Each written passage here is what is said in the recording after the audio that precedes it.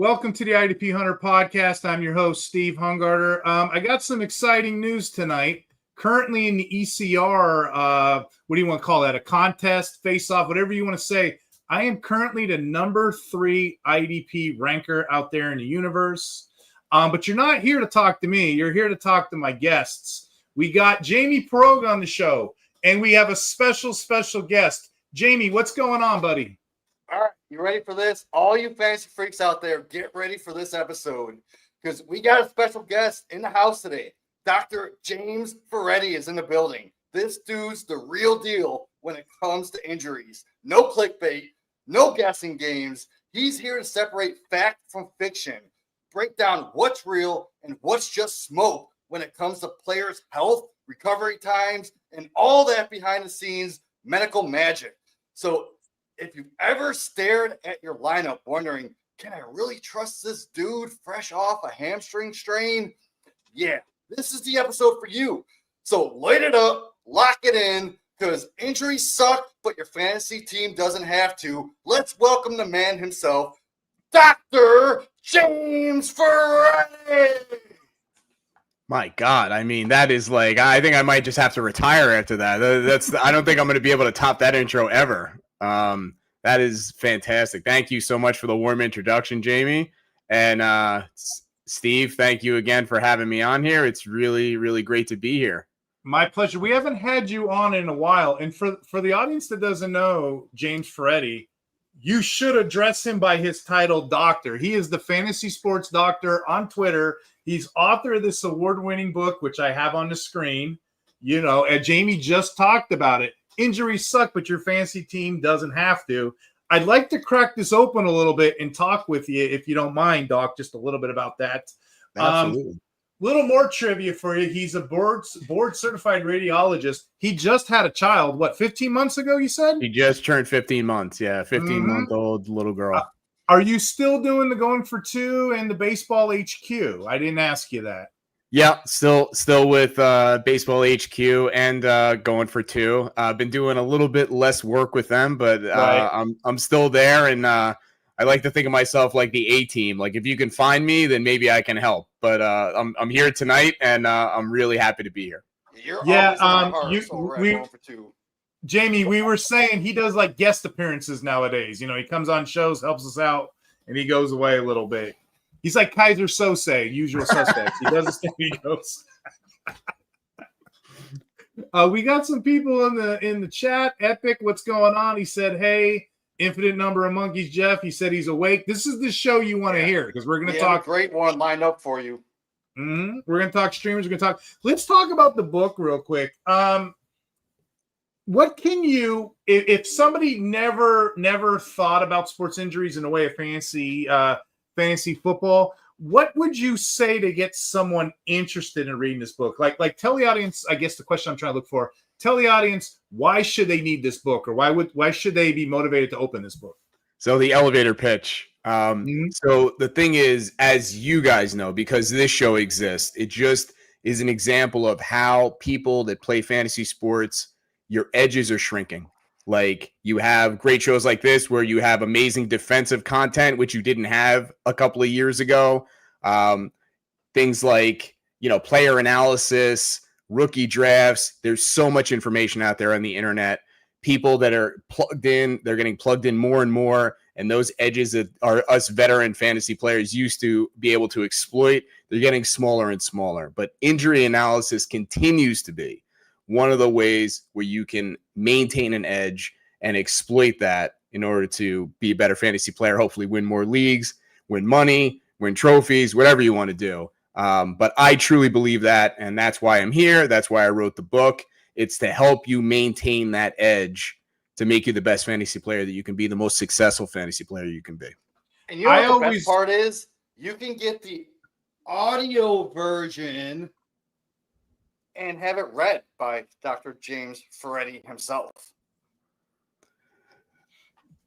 Yeah, there you go. You can't beat that. Hey, I always like having you on, Doc. I always like having you on like during the bye weeks because, injuries and stuff happen. We can kind of, if you don't mind, we're going to go over some streamers and kind of go over some of those injuries. I know on the defensive side of the ball myself, Defensive linemen, they're always getting hurt, shooting the gap, their hips, their fingers, stuff like that. Linebackers, they're always blowing out their ACLs. They're kind of like running backs back and forth. And then defensive backs, feet, hamstring, stuff like that are always going. So I have a couple questions, and I'm sure Jamie has a litany of questions too. I'm going to ask you one more question, though. What inspired you to write the book? Well, I just think that it's one of those things where, obviously I've been a doctor for, we're going on 25 years now. And it was something where I played fantasy sports before I was a doctor and before I was involved in medicine at all. And I was a victim myself of being misled by, injury reports that said a guy was going to be fine and then he's out for 2 months, or he's going to be back in a week and he's out for the year. And that sucks, right? If you've been playing fantasy sports and that happens to you, you remember that. So I thought to myself, can I do something where I can take my knowledge of medicine, take my skill and experience at fantasy sports, combine those things, and put it together into something that is attainable for people, that you don't have to read through a bunch of medical jargon, where I can make it understandable and I can really help people level up their game and become a lot better at injury analysis and fantasy sports. And that was the real motivation for it. And I was really, really proud of the effort. And I think anybody that checks it out, they're going to be very, very happy that they did. Yeah, and that's a good point too. And then the other question I had for you, it's actually the chat wants to know, Chris Lorenzo, is it available on Amazon? That actually was going to be another talking point I had. It is. Oh, Chris, thanks for the question. It is not only available on Amazon, but if you want to learn more about what went into the book, more about me, you can go to my website. It's injuriessuckbook.com. That's one string, injuriessuckbook.com, and you're going to find out all about me. There's contact information, there's frequently asked questions, and there's a link if you wanted to get the book. It's right there. It'll take you right to Amazon, and you can get the e-version, the audio version, or the paperback version, or some or all of the above, whatever you prefer. But that's the best way to get more information, and you can even reach out to me there if you want as well. There's a link where you can contact me personally. So happy to hear from everybody, and really hope you guys will go check it out. From a guy offline, actually. I had a guy, James Buchner. He was asking me, what do I do about Nick Bosa being out? Well, guess what? There's not a lot of options out there. There really isn't. You can't replace elite talent like that. You can try, and if you squint your eyes a little bit, you might be able to find something. So let me go deeper leagues first, and I'll bring it less shallow.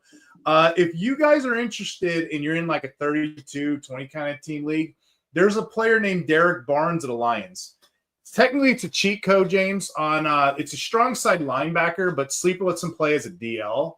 So in my 32 big leagues, I'm playing this guy as a DL, and I'm getting 4 or 5 tackles a game, the occasional whatever. He's a strong side. So it's a cheat code. He's on no means a Nick Bosa, but that's a guy that you can stream just about everywhere. For the middle shallow leagues, look at Doris Armstrong. Nothing really pretty to look at. Doesn't have the metrics, but he has 5 sacks in 5 games. The Commanders don't really have anything else at the edge, so you can use him. Another name that has popped up recently is Jalen Phillips. People like Jalen Phillips for all the great reasons. He's coming off of being injured quite often. He just made a sack. He's getting the snap percentage. James, I like that 70% snap count percentage whenever I'm dealing with players, what have you. And then I'm going to give you 2 more guys here, okay? Latu of the Colts. He's not getting the snaps that I want. He's at 50% right now. I want him to get a little bit more. Strange player. Athletic profile's great. He's got 2 interceptions and 1 sack on the season. That's weird. I don't know too many guys that will do that have 2 interceptions, 1 sack. But giving his pass rush is elite. He's got 15 pressures in only 3 games he's played, right? He's got a 92.3 overall PFF grade, 83% pass rush. What does all this mean? Latu has the athletic profile to replace a Nick Bosa type. He's actually 3rd right now. He's ranked 3rd amongst edge rushers. expect him eventually to get those sacks that we're all looking to acquire, okay? Last but not least, the picture's on the screen. There's a guy, and I'm going to give it to you, Doc. There's a guy coming off injury. His name is Alex Highsmith. He always gets the premium matchup because, Watt's on the other side. I've been picking up people kind of forgot about him because Nick Herbig has been popping whatnot. Highsmith is scheduled to come back this week. The issue with him is he's ankle sprain. What can you tell us about injuries like that? Yeah, so let's talk about high ankle sprain. So Highsmith had a high ankle sprain back in week 2. And usually with these, it's about a 4 to 5 week injury. These are some of those where it's not like a low ankle sprain, which is the lower part of the leg, just one set of ligaments, where you could rub some dirt on it, tape it up, and you can kind of get back out there in a week or two. Like people that have high ankle sprains, you're dealing with multiple sets of ligaments and all the space in between. It's a big area of injury, and it's really not something that you can kind of rush. So with him, if he's going to come back this week, that's great. You just want to watch the practice reports. And I know, Steve, you're into watching the snap counts and seeing how often he's getting on the field. You might want to hold him back if you have better options just for that first week. And then if all looks well and he's back this week and the snap counts are good and the effort looks good, he makes it out of the game unscathed, and fire him up in week 7. But if you don't have any other options and he's out there, then he might be somebody that you can get on the sneak. Yeah, that's what I've been doing. I've been trying to sneak him in. That's a great transition. Moving on to linebacker. I don't have many names, about 5-6 names here. If you're in deep leagues, you're looking at next man up, possibly have a role. Look for Landon Roberts and KJ Britt. If, Landon Roberts, Pratt just got released of the Raiders, so he's probably going to be in the rotation. KJ Britt may be a guy because Dotson just got hurt. I'm not excited about those names, but deep shots, you gotta just find somebody with a pulse. For these middle leagues, there's a lot of opportunity with the LB2s. Let's start with Teddy Buchanan, only owned in 14% of leagues. Roquan Smith is still hurt. He's got that type 2 tear, whatever it is. He's going to be out for a minute. So at least another week or so. Teddy Buchanan came in, got 15 tackles, wore the green dot. Fantasy Pros has him as the LB31. He's not getting any love anywhere, so you can start him up. Another guy I like, Cedric Gray, he's been out snapping LB1. If you look at his usage games, he's put up 29 tackles last 2 games. If you're desperate enough, Troy Dye of the Chargers, I know it sounds gross, he's a bit of a journeyman, but the last 2 games, he's posted 13 tackles. He's averaging 86% defensive snaps and 11 tackles in week 5. You can get away with those guys. I will tell you, Doc, there's the top waiver claim this week.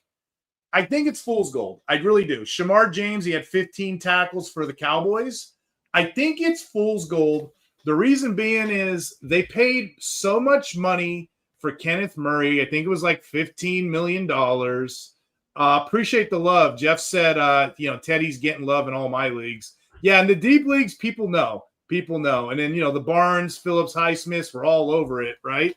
But this guy here, James, people are picking him up like as their first priority. I don't think he's going to be the guy, at least this year. He may be a dynasty stash down the road. I think it's Kenneth Murray right now because they paid him 2 years, $15 million.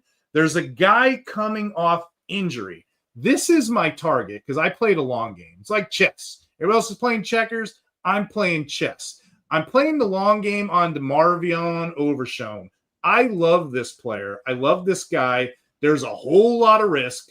Timing's everything. He is scheduled to come back really soon.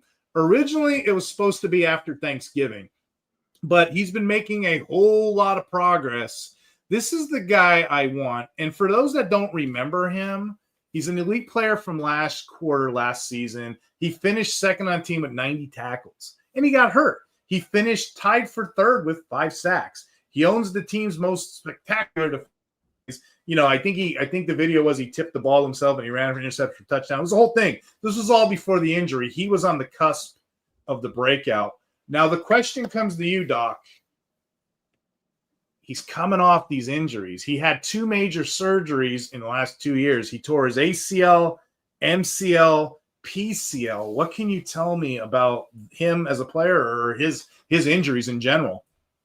Well, since we're going to be talking about a lot of knees and ACLs and things like that, that's just kind of the nature of fantasy football. Would you guys be okay with if we just kind of lay out a framework of ACL injuries and kind of things to look out for, quick and dirty? Mm-hmm. And we can we're going to keep hitting on the same things. So he definitely falls into that, but I can give a little bit of background on ACL injuries and then kind of things to watch out for, things that are important, things that aren't important. And maybe that'll be helpful to everybody. Yeah. And then we're going to keep hitting it over and over again with some of these guys. All right. So ACL injuries, football is a dangerous sport. We see this stuff a lot. The ACL, what is it? It's a stabilizing ligament in the knee. It's not super important structurally, but it keeps the knee stable when you're doing all these fast twitch movements, cutting and twisting and things like that.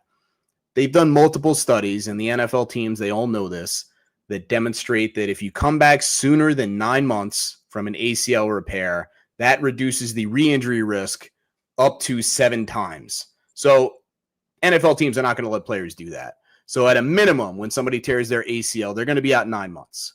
The general range that you'll often see with ACL injuries is 9 to 12 months. So that's a big range. How do you narrow that down? A lot of times you'll hear about, and you guys tell me if you've heard this before, it's a clean ACL tear. It's a multi-ligament tear. And then that sounds kind of bad, right? Does that sound familiar? Yep. Okay. So, and this is, with Overshown as well. So here's the thing that's really important with ACL tears. ACL, MCL, and medial meniscus tears, they kind of run together. The mechanism of injury is the same. And it doesn't really concern me that much if you see an ACL and an MCL together, and if there's a medial meniscus tear in there, they're all kind of in the same boat. So I don't really get too worried about that. The PCL is not really a ligament that tends to mess things up as far as recovery times. It's generally one of those where we saw with Christian McCaffrey last year. He injured his PCL, and he didn't need surgery. He just, it hampered him for a few weeks, and then he ended up being out. And that's kind of the way PCL injuries go. The one that you really need to watch out for, especially in the setting of ACL injuries, is the LCL, the lateral collateral ligament.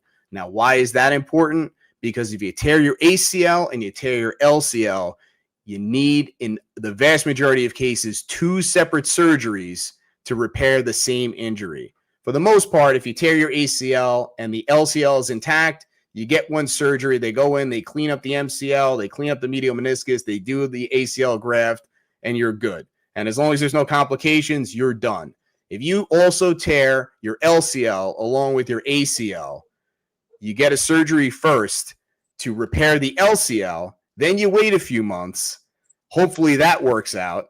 Then they go back in and they do the ACL repair. Now, why do they do that? Well, they found out the hard way that if they try to do it at the same time, or they don't do it well enough, it leads to a much higher rate of re-injury and failure, and the players aren't able to come back to their previous level of functioning. So now they know that if there's an LCL tear, they got to go in and fix that first and stabilize everything. And then the clock starts again, and you do your ACL repair, and then you have 9 to 12 months from that second surgery. So that can extend the time period all the way up to, in some cases, 14 or 16 months post-surgery in order to get the player back on the field. How is that as far as a concise ACL discussion? You literally just blew my mind, made everything make sense. So any question that I had in the back of my mind, you just answered. All right, good. So then we're good. So now let's talk about DeMarvion Overshown. So he had the ACL, he had the MCL. We know they run together. He had the PCL. We're not super worried about it. Had surgery back in mid-December of 2024. Now that's important because we have our 9 to 12 month timeline. He's approaching the 10-month mark now. So he could be back at practice at any week. And then you see how it goes. Now there's still risk that he could have re-injury and things like that. But if things are looking good and they're going to put him back out there, I think you can be pretty confident that he's recovered and he's going to be able to do his thing. Now, let me hit you guys with one more set of numbers because I think we've heard this a lot, and it kind of gets into the area of hyperbole of like, is this guy going to be the same? Is he going to be able to come back? Let's just hit you with some numbers for elite athletes. You look up different things. You might hear different things if it's, John Q. Public, who's out there in his beer league, softball league, and he tears his ACL, he's not going to do as well as an elite athlete who's playing in the NFL. So here are some numbers.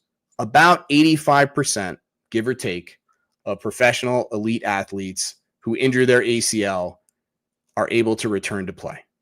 That's a pretty good number. It's not 100%, but 85% is a pretty good number. Now, here's the important one.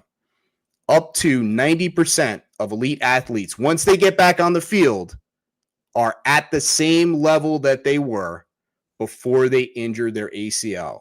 Because how many times have we heard this? Well, if he comes back, I don't know if he's going to be the same. The chances of him being the same are about 85 to 90%. That's a really, really high number. So once the player makes it back, you got a 9 in 10 chance, statistically speaking, that he's going to be just as good as he was before.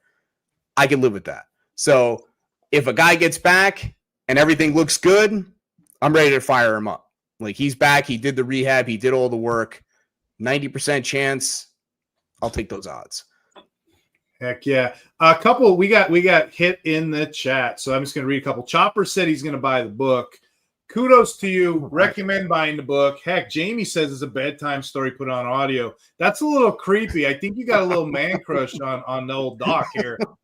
Choppers, I'll tell you what. You want to message me on Twitter, your address? I'll even send you buy his book, I'll send you an IDP Hunter water mugs, a water jug, just off of me, courtesy of us. Jamie, you got some questions. What's good, Jamie? And we're going to save those for wide receiver because he's asking about wide receivers. You're saying they're pretty slimmed down, which I agree. It's kind of weak this week. And I got one here about linebacker Austin. I don't even know his name, and Jackie. It's for the Colts. Be careful with him. He played in some garbage time this week. I know he had a game. I know the Colts are searching for the next Bobby Fischer, if you will. They're searching for the next LB2. They had Jalen Carleys as projected. They had McGrone. They had Bakchi. Now they have this guy. This is fool's gold. He played only 38% of his snaps when the starters were in. When the blowout happened, that's when he got like all his majority of tackles. So, yeah, I wouldn't pick him up. Stay away from him. There's so many other players, like I mentioned, that you can get. If without further ado, I only got a couple names at defensive back because I stream them every week. So I'm going to keep the same format. I'm going to do the deeper stuff, and I'm going to come in and bring it a little closer and ask you a question, of course. DBs, you can go deep. There's guys like Jonas Sanker, rookie of the Saints. I really like him in a rotation. Jeremy Reeves is up and down. We've profiled him last week. You know who's pretty good as far as hitting the numbers right now? Look up Wingard of the Jaguars. I don't want to spend a lot of time with that, but he's getting some solid fine replacements for bye weeks right now. Solid rotation. Here's a name that no one is paying attention to right now. The Cowboys got a safety. His name is Junie Thomas. I spell it Juaneah Thomas. Maybe it's Juanie Thomas, Junie Thomas. He is a guy that I was tracking last year. I said on one of the shows, he's a PFF phenom. He was like a top 3 safety in metrics last year. Kind of got buried on the depth chart. He had a couple weeks. You guys know I do an article, the IDP Safety Dance. You can dance if you want to. You leave that world behind. I do all the box snaps, and he's starting to slowly show up. Well, last week, he finally got a chance. Malik Hooker is injured. This guy got 9 tackles. He got 9 tackles. He's going to be in a good role. It's probably going to be more of the zone. Him and Wilson are going to mix it up. But again, if you're in these middle deep leagues, you can't go wrong with the Juanie Thomas. I picked him up everywhere this week just as a stash because he's still a 2-year player. He's a stash. Now, if you want to go with these shallow leagues, I have 2 here, and then we'll kick it back to the doc and we'll kick it back to offense. Marquise Sigel of the 49ers. I talked about this guy last week. He's a rookie. Came out of nowhere. He's leading the NFL in box snaps, so it's like a mini linebacker in that one, right? Malik Mustaph, he's due to come back real soon. I've been scooping him up a lot of places. You know me with these injuries. I don't really know what I'm talking about.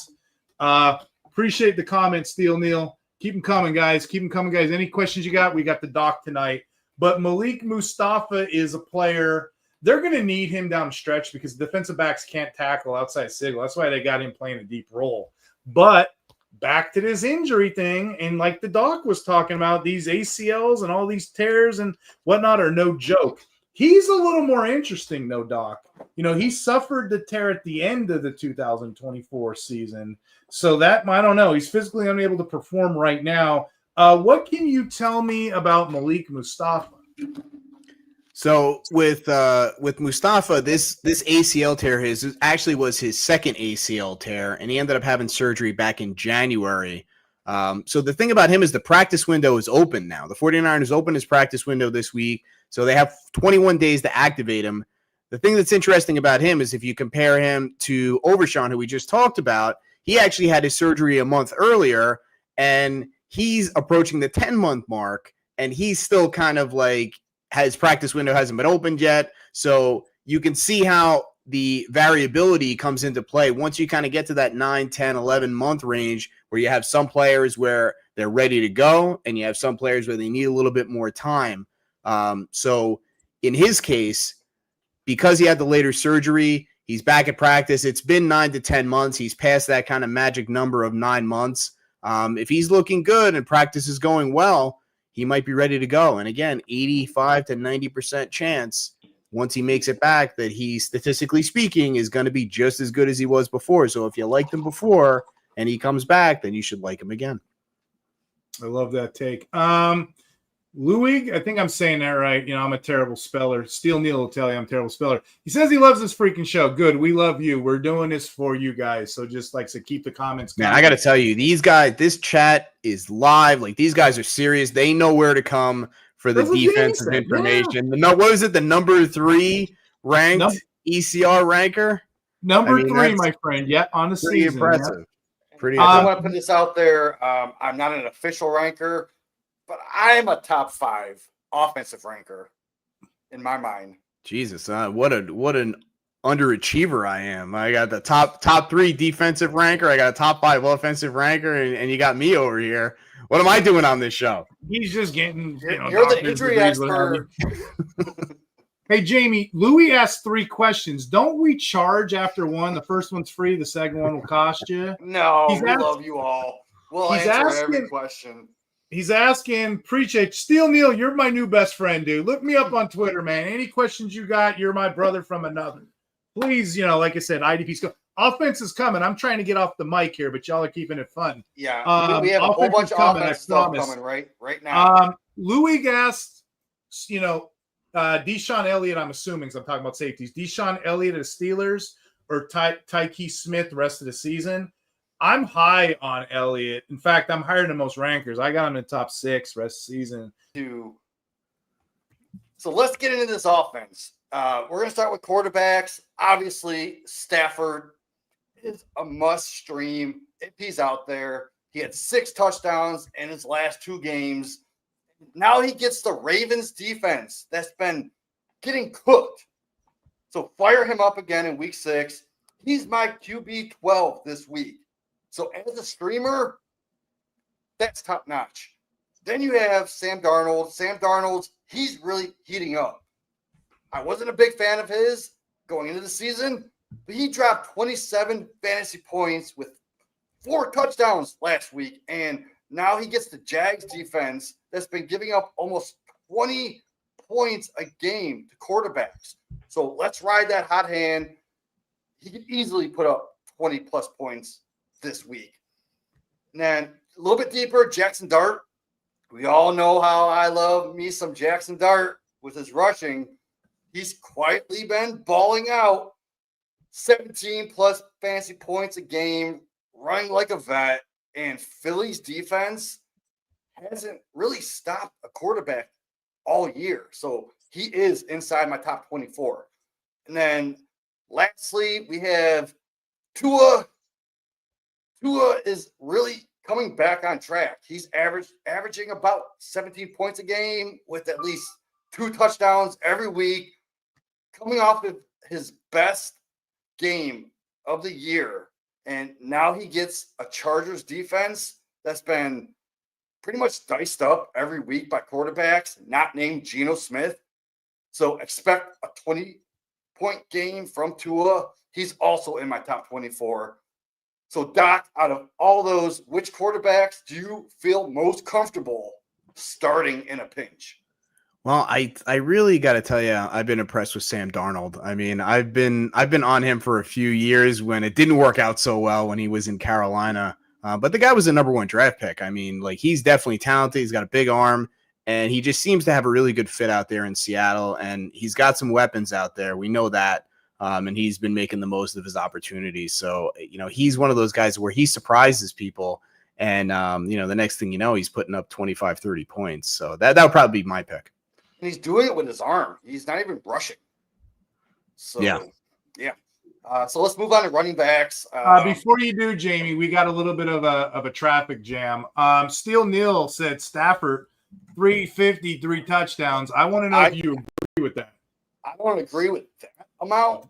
He's my new best friend. I'm on his team, so I'm gonna say, yeah. What do you say? If Stafford put up 350 and 3 touchdowns, that's a top 5 because he has no rushing ability whatsoever. So he's not going to rush, but that's still a top 5. I can't put him that high. So he is in my top 12. I can see 250, 3 touchdowns. So our next question is Flacco going to die? I'm no doctor. You ever see those ER shows where the doctor's like, it's okay, we're going to make it, your son's going to live? I'm no doctor. We have one doctor here. We're 33% doctor. I'll ask him, Jamie, is Flacco going to die? Do I need to get the magic 8 ball? I don't even know. Well, Jamie, this is your guy, man. This is from your team, and now he's traded within the division. I mean, that's kind of like bailing out your worst enemy. I mean, what a level of altruism that the Cleveland organization demonstrated. I didn't even know they were capable of that. So, you got to tell us what you think here, man. It's funny that you mentioned this because Flacco is the only quarterback in history to be on the same team on 3 different teams in a division. That's amazing. He loves them jerseys. Now, check this out. I did a eulogy on Joe Flacco last week on the Dynasty 6-pack, and it was a whole eulogy about how his fantasy career is over. Mm-hmm. Now, you think it's going to revise on the Bengals? Well, let's look at his next games. He just signed his death note. He's going up against Micah Parsons. I hear he's good. I'm not the 3rd-ranked defender. Yeah. I'm not the 3rd-ranked ranker on defense, but I hear Micah Parsons is good. And then check this out. The following week, he's going up against it's drawing a blank. TJ Watt. Right? I've also heard of him. I hear he's also good. MVP level. And then he's also going up against TJ Watt 2 weeks from then. So he's dead. You just gave Flacco to the worst offensive line in the whole league, and you're going to put him up against like Rashad Gary and Watt, and we got Highsmith coming back, and I don't know who else is in that mix. He's just going to Cameron Hayward. Flacco's going to get destroyed. I was going to say, Jamie, it sounds like you're on the fence there. It sounds terrible. Tell us how you really feel. It sounds awful. He's just signed his death notice. And it's funny because I did put a eulogy out last week. If you go to the Fantasy 6-pack Wednesday night live, I did a whole eulogy on the death of Joe Flacco. Now that's another record. He's the only quarterback to be in the same division on 3 separate teams, and now he's the only player who's been eulogized by Jamie on back-to-back weeks. So I mean, that's another record. I don't think it's going to get broken. I don't know. I got to defend my boy Steel Neal here. He's saying Flacco's going to thrive. He says QBs do fairly well when they leave Cleveland. So we'll have to see. Baker Mayfield has just entered the chat. There's two more QB questions. Yeah, I'm just going to put them Johnny Johnny Manziel on another team. Hold on. There's 2 more QB questions. I'm going to put them up all at once because I see this is a going for 2 reunion. I'll let you guys talk them. The first question was, do you think Purdy plays this week or is it another week of Mac Jones? The second question was, we have an injury. Remember, Jamie, you gave me a list of injuries, so we're going to talk these players as well to the doc. Joe Burrow. What's going on? What do we think? What are we forecasting there? Because to me, he looks pretty good. He's in his picture. He's wearing the little clothes. He looks pretty good to me. Joe Burrow, everybody. Joe Burrow. What do you guys, any thoughts on Purdy, Mac Jones, or Joe Burrow? That's the Doc's question. Joe Burrow should come back after week 12. I don't know how healthy it is, and I don't know how that offensive line is going to keep him healthy. All right, let's talk about this. Let's talk about Joe. Trying to break in his house. He looks pretty good to me. Let's talk about Joe Burrow here. So Joe Burrow had what they call a turf toe injury, which sounds not that bad, but what it actually is a ligament that runs under your toe, and he completely tore it. So a lot of times we hear with a turf toe injury, there's a strain, the ligament's intact, there's a partial tear. This was none of that. He completely ripped this thing in half. So they had to go in and they had to do surgery. Usually when you end up getting surgery on a fully torn ligament like this, you're talking about a 3-month timeline. So he had the surgery back in mid-September. Could he be back around week 15, 16, something like that? It's possible, but here's the question. Does the twice eulogized Joe Flacco keep the Cincinnati Bengals in contention? They're 2-3 now. What's it going to look like 3 months from now? Are they going to be in contention for a playoff spot where it matters enough where they actually bring him back? I think there's a pretty decent chance we've seen the last of Joe Burrow for the season. There's a side chat going on. Ali Garbage is saying, "Hey everybody," and then Monkeys is like, "What's up?" They're like side chatting. Everybody's laser sharp on this damn quarterback thing. I put a picture up of Macaulay Culkin. Nobody. Oh, I love it. No, I got it. I love it. Nobody's done. Y'all are just laser sharp with I'm focused on the injuries, but I saw it. It was great. I just want to soak this up. Jamie, what direction you want to go next? Let's go running back. Well, let me address this real quick because they talked about Brock Purdy, so I just want to touch on it. I think he's dealing with a turf toe injury, the same as Joe Burrow, but not as severe. They already mentioned that he's going to be week to week when he re-aggravated it. I think there's a decent chance he misses this week. Yeah, Mac Jones has been solid. So if they want to keep Purdy healthy, I think they need to go with Mac Jones. Mac Jones is going to be a starter next year on a different team. You have to start Mac Jones. There's like 10 quarterbacks that I could see right now that are starting that Mac Jones is better than. So why wouldn't you go sign Mac Jones as a starter? So in Dynasty, go buy Mac Jones cheap as shit. They signed Flacco, back to your point. Steel Neal said it, man. So, maybe that Burrow injury is more serious than anticipated. Hell, there's only one of us that's a doctor on the show. So I don't know. What they want to do is they want to keep their playoff picture relevant. Without a Joe Flacco, there's no chance of them making the playoffs. So they're bringing in Flacco to maybe win 5 games. And then when Flacco comes back, he could win out the rest of the season. So they do make the playoffs and have that playoff run. It's not happening without Joe Flacco right now. Let's move on to running backs. Let's do it. So Michael Carter, he is the top priority right now. Like, he filled in nicely last week, and he showed he can work as a receiving option also. So he's going to be a good flex with RB2 upside. He's seen 20 more snaps than DeMarcado. And despite DeMarcado being the third down running back, Michael Carter ran 8 more routes than DeMarcado. So that shows me that he is a top-tier handcuff in that backfield. Next, you got to go after Kendre Miller. I think he was on my list last week on this show. He's earning snaps with just pure talent.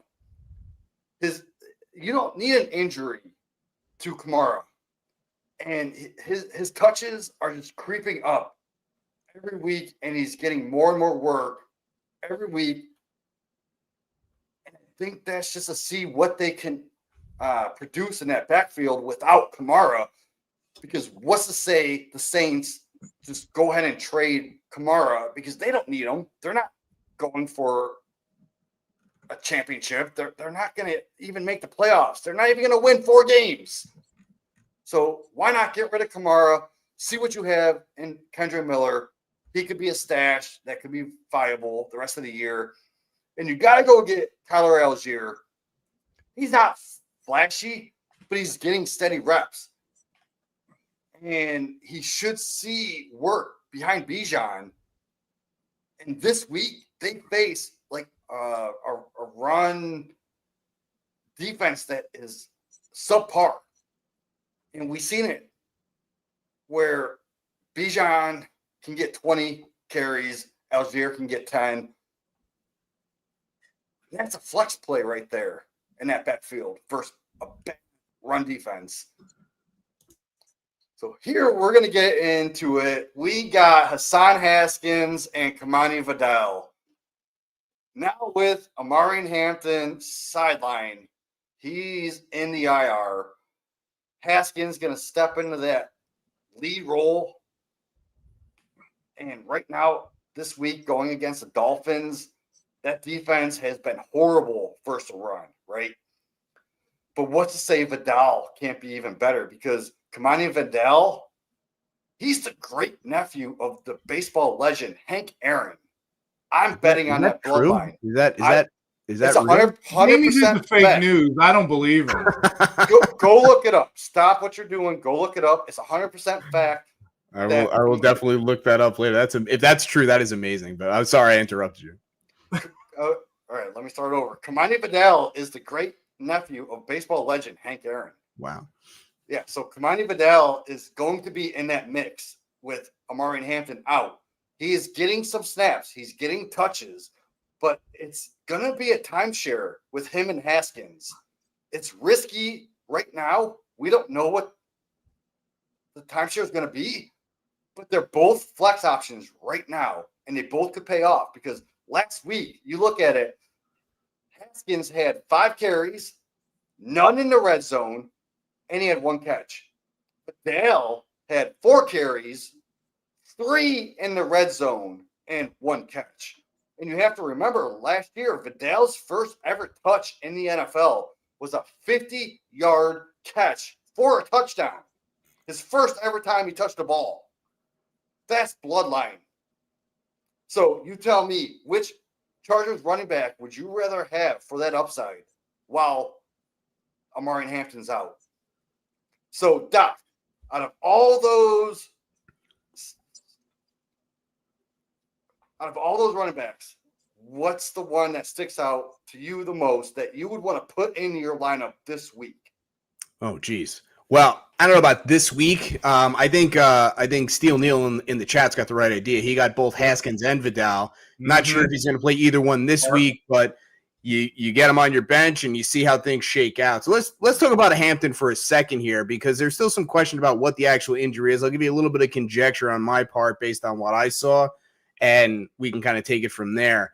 So he injured his ankle in week 5. There's still testing that's pending. So he's placed on the IR, so we know that it's not great. My suspicion is it's a high ankle sprain, which, again, we talked about could be a 4 to 5 week timeline. There could be more. You know, when he goes for imaging and the testing is done, maybe they see something else. They see additional injuries. They see a bone bruise. He might even need something called a tightrope procedure, which is a way they kind of stick a suture in there and tighten everything up so it can heal. If that happens, that could extend the timeline even further to 6 to 8 weeks or even longer. So I think it's a good investment to get one of these Chargers backs, get as many of them as you can because you don't know how this is going to shake out. But I don't think this is going to be a 1 to 2 week thing. I think this is going to be a month, maybe longer, where you could get some serious production from one of these guys if they manage to distinguish themselves. And also, don't discount Nyheim Hines coming back from his jet ski ACL injury, signed off the street to come back in here and make some noise. I don't think he's actually going to, but it was nice to see his name again. I actually forgot that he was still playing and since it's been about 2 years, but he is still kicking. I mean, he had a tremendous amount of work that was done last year. This is a team that has Super Bowl aspirations, so I think you hit the nail on the head. I think they're just kind of workload management. It's week 4, it's week 5. Let's kind of save some bullets for when we're coming down the stretch, going into the playoffs, and then they're going to cut him loose. Doesn't do us any good as fantasy players right now, but I wouldn't be pushing the panic button on Saquon Barkley at all. It's a long season. Like Steel Neal said, maybe they're just resting him for Monday to be ready for Thursday. I mean, that would make sense to me. Yeah, let's move on to the wide receivers. So this is going to be quick. This week, the wide receiver waiver wire isn't exactly loaded. So it's slim and Pickens, is it not? It's broken like you guys were saying. It's like Steve Urkel, is it not? I don't have any sweet pictures. I just wanted to put that up there in honor of you, Jamie. Yeah, so just don't give your hopes up. There are still some flex options out there. So just don't go overspending right now for these bye weeks or injury fill-ins. So keep an eye out for Luther Burden. He could be a great long-term stash, and he could get a post-bye week boost. Because you got to remember, man, the offensive coordinator came from the Lions, and now he's with the Bears. And what did they do with Jameson Williams last year? He blew up, getting that 10 to 15 yards, air yards, and then boom, he runs it for 10 more. So I could see Luther Burden doing something like that later in the year. For right now, if you need an immediate upside, go for Kendrick Bourne. Because he just came off of a 10-catch week with 142 yards. And now in week 6, you have Ricky Pearsall. He's ruled out. And we're still waiting on Juwan Jennings. But this dude could be a must start this week. And then you got Romeo Doubs. He sits at 50% owned. If he's available, you go grab him because he is going to be the clear number 1 wide receiver ad this week. Especially going up against that defense. I'm grabbing Romeo Doubs. Other flex options, I guess you can go after Troy Franklin. He's going up against the Jets. Sutton's going to be locked up by Sauce Gardner. So maybe there's some opportunity for Troy Franklin. But a deeper ad could be Marvin Mims. He's got that big playability. And then there's Trey Tucker going up against the Titans. With Bowers out this week, I could see a nice usage from Trey Tucker. But here's a deep play. Isaac Tesla. With Khalil Raymond sideline, Tesla seeing 50% of snaps. Yes, he only had 1 target, but he took it to the house for a touchdown. So think about it. He is only 1 injury away from a JMO injury or a St. Brown injury to be a weekly starter with that high upside. So I would stash Tesla if you have the space. So, Doc, do any of these stick out to you as a starter this week? And what is your thought about Tesla's upside in the future? Well, I like Tesla a lot in the pre-draft process, and as you remember, we were in a draft together, and I was dying to get back into the 4th round to try to snag him, and the guy who had the pick, he just wouldn't part with him, and that was going to be my pick, and that's who he took. So hats off to him. But I really like his talent a lot, and I think you're exactly right. He is one of those 1 injury away guys where he's got the talent. He's already kind of demonstrated it. He's just not getting the reps. But if he does get the opportunity, I think he could explode in a big way, and you're going to be glad that you got in on the ground floor. Now, I see something in the chat here where they're talking about Ryan Flourney of the Dallas Cowboys, the wide receiver, had a nice week last week, rest of season-wise. So you have any thoughts there? I have a few thoughts, but yes. I want to give you the opportunity to go first. I got some notes on Ryan Flournoy. I call him Flournoy. Others call him I don't even know what they call him. I may have mispronounced his name, and if I did, Ryan, I know you're watching. I apologize. So Ryan Flournoy, if you're watching, you're a guy I was excited about last year as a deep dynasty rookie stash. But going into this year, I dropped you in all my leagues because I needed to make room for other guys that I'm excited about. So at this moment right now, let's just chill about this breakout talk for Ryan Flournoy because CeeDee Lamb was out, Turpin was out. They're basically on vacation right now. And Tolbert was non-existent. Pickens was locked up by Sauce Gardner all game. So we got that Flournoy highlight reel. It was a fun game for sure, but this feels more like a one-night stand than a long-term relationship. So don't go chasing last week's lightning in a bottle. Like this feels like a breakout. It's less than a breakout and more like one of those parlays that I put in, a 10-leg parlay that I actually win. And I start thinking, yeah, I'm on a lucky streak, but it's not going to happen again. Yeah, I think that's right. I think anytime you're talking about Dallas, you have to think about they already have weapons in place. They've got Ferguson. They've got Pickens. CeeDee Lamb is dealing with a high ankle sprain that happened in week 3. Realistically, he's probably going to be back around the week 8, week 9 time frame. So you might get a couple of weeks out of him. But as far as rest of season, once CeeDee Lamb comes back, if he's back and he's doing his thing, then kind of a lot of the other marginal players are going to go back to obscurity. So I think that's kind of what you're dealing with. But if you need help in the short term, I think he's definitely somebody that you could consider if you're in one of those deep leagues or you're really kind of scraping the bottom of the barrel. Yeah, this week I could see him having an average game, maybe 12 fantasy points, but he's not going to go off for what he did last week.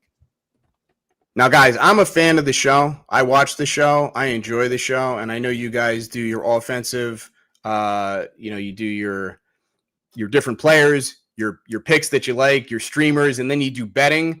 Yes. When we used to be on the show, we used to run into this problem all the time because we used to have a bunch of injury stuff and we'd be running up against time. And it's like, how are we going to get all the information out to the people? So I used to do a segment, and we called it the fastest injury report in fantasy sports. And I would just run down everything.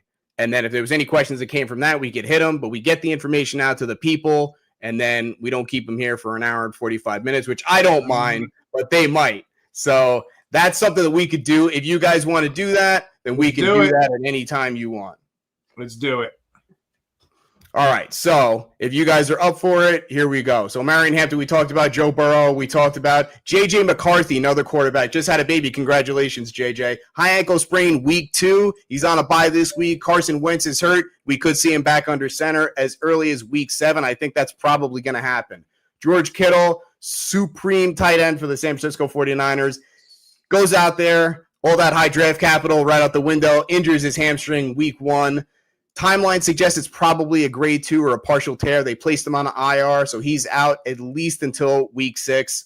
Week 7 or 8 return is realistic, barring any setbacks. So he's elite. When he's playing, I'm starting him. If he gets hurt again, so be it. But I'm not leaving a 30-burger on the bench, so I can start Chigakonkwo. So if he's out there, you start him. No questions, full stop. Aaron Jones, we mentioned him a little bit. You can copy-paste it from Kittle. He injured his hamstring. Same thing, week 2. They put him on IR. Week 8 or 9 returns realistic. Here's the thing for you guys. This is a split backfield. Jordan Mason was a fantasy darling this year. So maybe, unlike Kittle, you want to wait and see what it looks like when he's back because he may be coming back to just a split backfield, or he may still not get a piece of it at all. So if you don't have a choice, maybe you fire him up. I don't know. What do you guys think about that one? Yeah, Jamie, I love what it. do you think, buddy? Everything you said, rapid fire. All right, we'll keep going. All right, so let's keep moving. Another hamstring, Mike Evans, week 3. Sounds like it's not as bad as Kittle or Jones because they didn't put him on IR. Estimated return about week 7 or 8. Downside is if he misses week 7, the Bucs have a week 9 bye, so they might just elect to hold him out all the way through that. So that is a little bit of the fly in the so-called ointment. Brandon Ayuk, our buddy, injured his ACL and MCL, had surgery back in November of 2024. Now, it was reasonable to consider about a week 8 return, but it looks like that's not going to happen. Recent reports came out and said he is, quote, not close to returning. So this, again, underscores the wide range we can see with ACL injuries. Wouldn't push the panic button on him just yet, but November would be 12 months. So this might be a case where the player ends up on that longer end of the time frame, right around the 12-month range. So, it could be end of October, could be early to mid-November before we get Ayuk back on the field, which is kind of upsetting considering all the other wide receiver injuries they have. If he was close, they'd probably be pushing him to play. This leads me to believe that he is not really that close. Jayden Reed, wide receiver, was trying to play through a broken foot, boys, and then goes out and breaks his collarbone just to add insult to literal injury. He had it repaired back in mid-September, and while they were at that, they went and repaired his foot as well, so that's great. But we're looking at about an 8 to 10-week time frame. That puts him out till end of November, early December. He might come back to reduce snaps, a crowded wide receiver room. Christian Watson, our old buddy, the oft-injured Christian Watson, is actually coming back soon. So does he come back at all? Does he just act as a decoy? A lot of hurdles to overcome. Could just be a lost year for him. Cedric Tillman, your boy, Jamie. Hamstring injury week 4. He's on IR, planned for a return around week 10. Again, Cleveland with a bye week 9. Tyreek Hill, this was brutal. Gruesome knee injury. Again, the multi-ligament ACL injury. Here's the good news. One surgery suggests that the LCL was probably not involved, which is great. We talked about that at the top of the show. That can extend the injury recovery timeline to 12 months or longer. So there's a little bit of a silver lining on the cloud. He had the surgery in the end of September. August 1st would be about 9 months. Week 10 is about 10 months away. A lot can happen between now and then. Does he make it back? About 80 to 85% chance. The Dolphins cut him. Rumors are he was already losing a step, so that's not great. So he was giving you some production, but what are the chances that he comes back and continues to do that if he clears all those hurdles? 50-50? Would you be willing to, what would you be willing to give up to get somebody like that on your roster, if you don't care about it, for some lightning in a bottle production late in 2026? I don't know. Not much. I might consider it if I'm looking to be contending at that point. And you can get it dirt cheap. It's definitely something to consider. We're moving right along here. If you guys got anything, you just got to jump right in. Malik Neighbors, New York Giants, ACL medial meniscus. We know they run together, so we're not really super worried about it. Happened back in mid-October. Mid-August is about 10 months out. Week 1 be about 11 months out. I could easily see him back in time for week 1, especially given his young age of 22. James Conner, running back for the Arizona Cardinals. Originally, they called it an ankle. So suspicion was a sprain. Now they're calling it a foot. Probably not an Achilles because they would have just said that. Now I got to put my thinking cap on. I watched the video, which isn't always the best way to get injury information. It's not always a great aid to diagnosis, but I think it helped in this case. I saw some loading on a flex foot, which is kind of classic for a Liz Frank ligament injury. Our old buddy, the Liz Frank ligament. Could be back in July of 2026 if that's what it is. Here's the good news. If it does turn out to be a Liz Frank injury, they're kind of being mum about what it is. There might be multiple things going on. If there is multiple things, Liz Frank injury, if it's there, it's probably going to be the worst. Liz Frank recovery, we talked about the ACL being about 85%. Liz Frank injury, return to previous level of functioning, over 90%. Now, he'd be 31, but I'd be interested. I think he could still have a couple of years of RB2 production left, and that ain't nothing, especially if the Connor manager wants to get out cheap. And not to be outdone, his backfield mate, after he had this wonderful opportunity, Trey Benson, goes out the very next week and injures his medial meniscus. Not really a big deal. They're going to go in. They're going to clean it up. He already had the scope, 4 to 6 week timeline. I think that's pretty reasonable. Expect him back week 9 or 10, and then we'll see the Michael Carter or Murray DiMercato situation will probably have played itself out by then. What do the Cardinals do in the meantime? Not really sure. And scene. Let's close the show. We'll go around. Guys, tell the audience where they can find you. Hey, guys, thanks so much for having me on here. This was a blast. You guys are amazing. You're doing such good work here. I love the show. I watch it myself, so I'm just like this audience here with all the comments. Thank you so much for everybody that was in the chat, the people that asked the really great questions, and the people that are here to learn more about me and the book. I hope it's something you check out. I hope it's something that you enjoy and it's really helpful. Please reach out to me. Tell me all the injury stories about how you use this information to go out and pick up the guy that everybody in your league forgot about and wrote him off to a title. I love hearing those stories, but this was really great, guys. You're doing amazing stuff. Keep up the great work. And thank you for giving me the opportunity to introduce myself to a brand new audience of rabid, intelligent fantasy football maniacs, just like we all are. Talk hard, everybody.